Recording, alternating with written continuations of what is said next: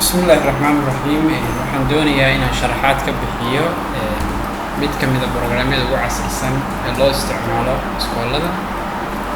Programkan program magaciisa la yiraahdo KD School Management System.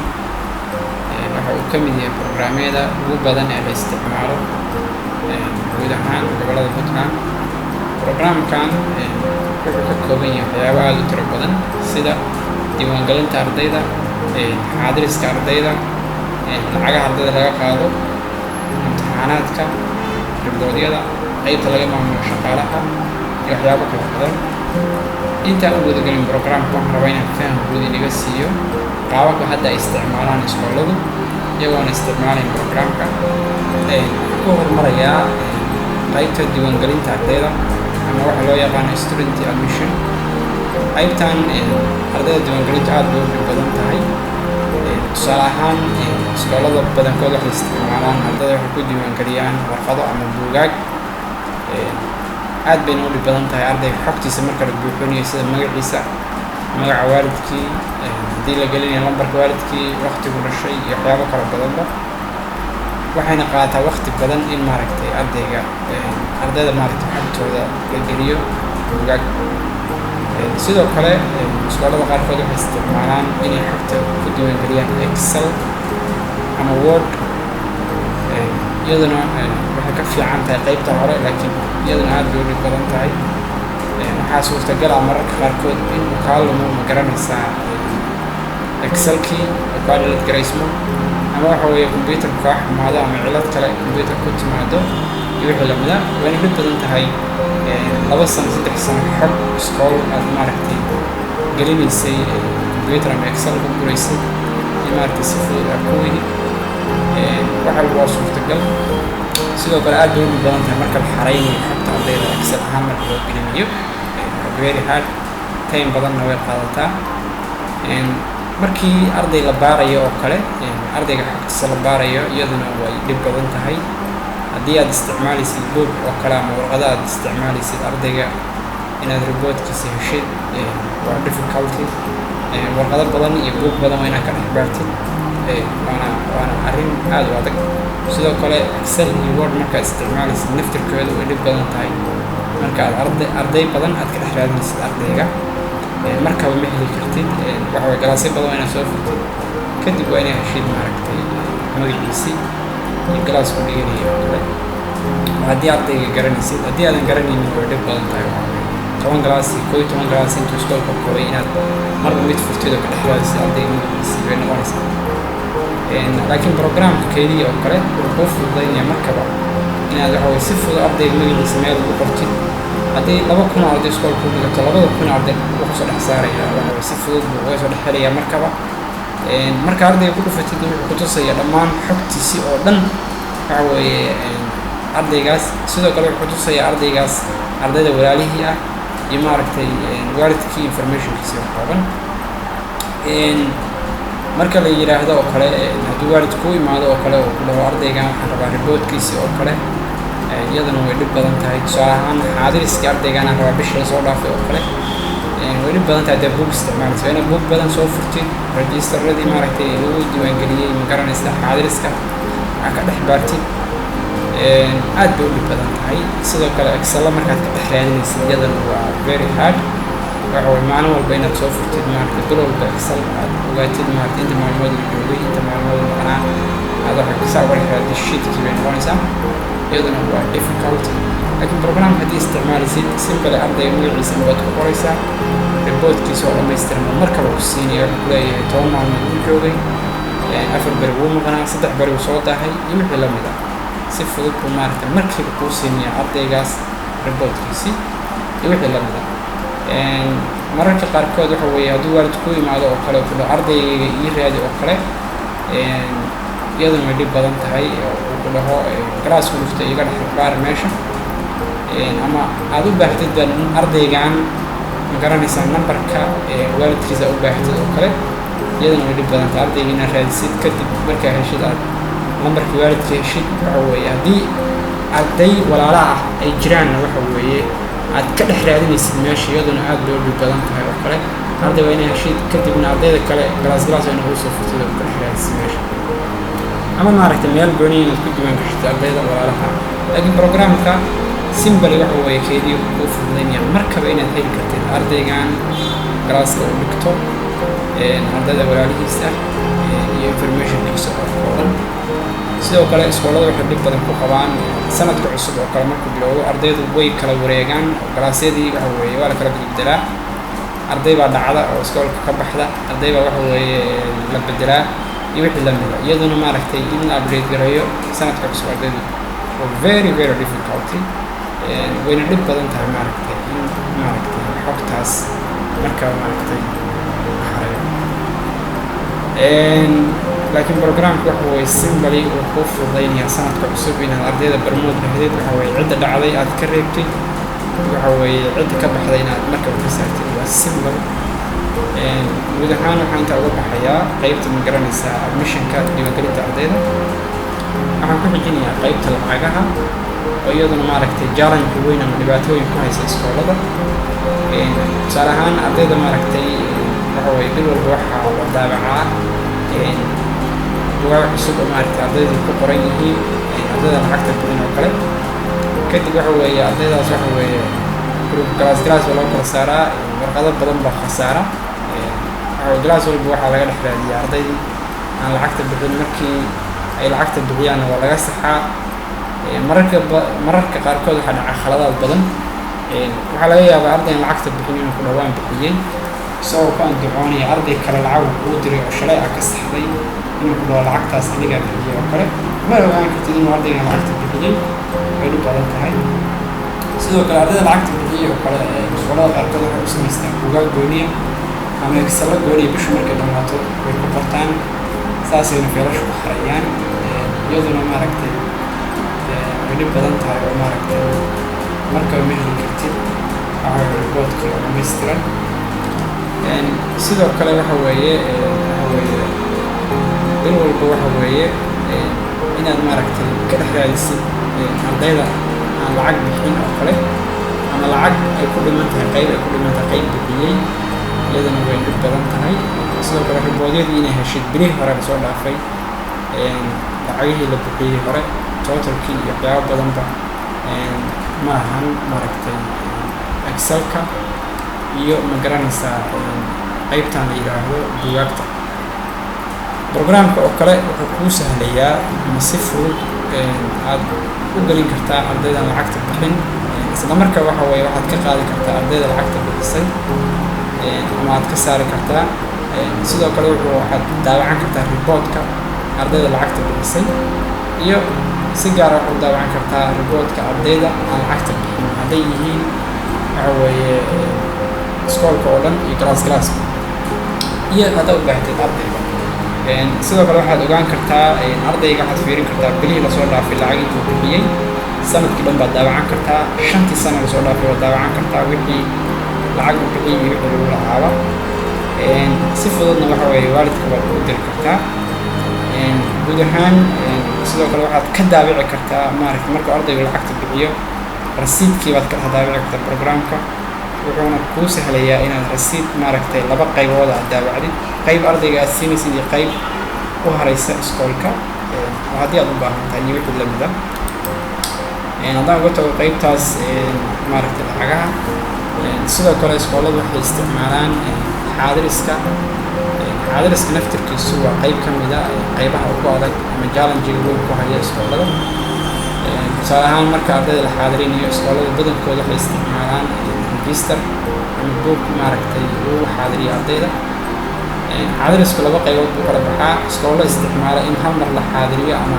break iyo maaragtay aroorta marka soo garay la xaadiriyo iyo iskoolo maado kasta xaadiriya galaaska macallin kasta markuu maaragtay maadadii maaragtay kasoo baxo la xaadiriyaa labadaba way dhib badan yihiin waxa weeye maado kasta marka la xaadirinayo aad bay u dhib badan tahay waana maaragtay warqado aad u tiro badan baa ku baxa saa ogtahay warqaduhuna waxay leeyihiin kharash aad u tiro badan mar walba koostigii baa waxa weeye badanaya ama kharashkii iskoolka marka la dhaho xaadiriska oo kale marka riboodyada la raadinayo oo kale way dhib badan tahay maamuluhu oo kale hadduu u baahdo maanta iskoolka wixii arday joogtay iyo wixii maqnaa hadduu riboodka u baahdo markaba macquul maaha inuu helo.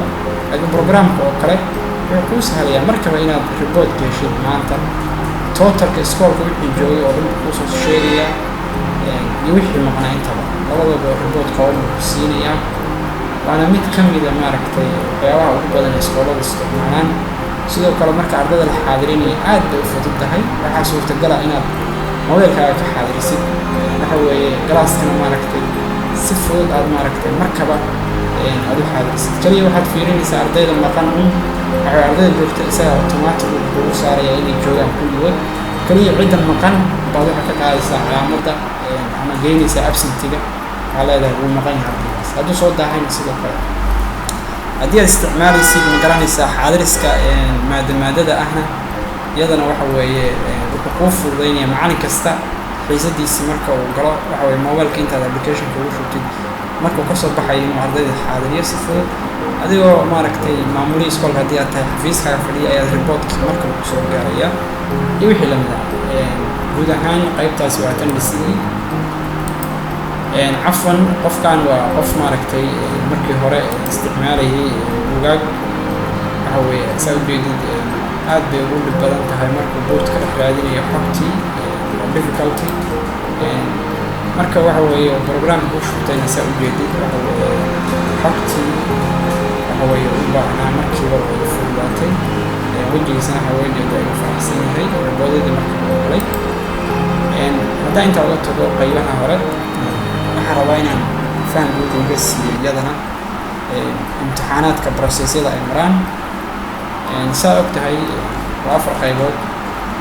qaybta ugu horeysa waa saxidda imtixaanka oo kale. marka imtixaanka la saxayo waxaa la daabacaa warqado resultiga maaragtay lagu qorayo kadib macallimiinta loo dhiibaa. macallimiintu waxay sameeyaan waxay soo geliyaan warqadahaasi waxay kusoo buuxiyaan maadooyinkii ay saxeen ardaydu maado kasta ardaygu intuu keenay. kadib secretaryka waxa weeye waa imtixaanaadka isku dardara arday kasta wuxuu isugu daraa resultigiisa kadib wuxuu sameeyaa markuu isku daro totalka uu qoraa iyo wixii lamida.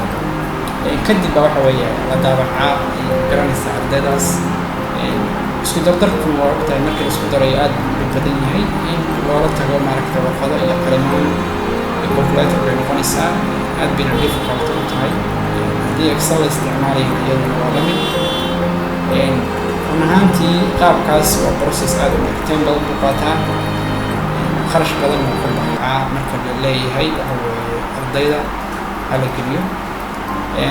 waana mid ka mida maaragtay caqabadaha ugu weyn iskoolada haysta. haddii maaragtay u baahdana kaba sii daranba u baahdo inuu maaragtay imtixaankii hore termka oo kale darajooyinkiisii soo wareejiyo ku daro qaybtan iyadana way kaba sii badan tahay. dad aad u tiro badan waa maalmahaas waxa weeye time qaata dad aad u badan oo ka shaqeeyaan. qaybtan ka hooseysa waa qaybtii ardayda maaragtay inay resultigii helaan imtixaanka. iskoolada qaarkood waxay isticmaalaan inay excel ahaan maaragtay u daabacaan ardayda kadibna waxa weeye ay darbiyada ugu dhejiyaan iyo wixii lamida. ama waxaa suurtagala mararka qaarkood in shirkadda gols la geeyo darajooyinkii. waxaa laga yaabaa ardayda waxa weeye inuu khaladaad dhaco marka la gelinayo darajooyinkooda oo kale. waxaa laga yaabaa dhaqaalo badan inay ku bixiyaan oo kale iyo wixii lamida. ama waxa weeye ardaygu markuu u baahan yahay imtixaankiisa oo kale intuu xogayaha u imaado in imtixaankii loo daabaco oo maaragtay warqad excel inta laga soo saaro imtixaanka laga dhex raadiyo ama warqado badan laga dhex raadiyo oo loo qaado resultigiisii maaragtay meel loo geeyo design diyaarsan oo kale kadibna loo print gareeyo way dhib badan tahay. laakiin programka oo kale keedii hadda isticmaalaysid waxaa macquul ah markaba maaragtay inaad maaragtay riboodkii imtixaanka aad maaragtay si fudud u daabacdin. wuxuu leeyahay darajooyinka marka gelinaysa sidoo kale markaad darajooyinka u xaraysid isaga wuxuu sameynayaa darajooyinka automatic isugu daraya waqti badan inaad uu kaa qaato uma baahno. macallimiinta oo kale marka ay saxayaan oo kale waxay programka soo gelayaan oo darajooyin kasta maaragtay oo ardaygu maadada keeno automatic buu soo gelinayaan automatic buu isugu darayaa.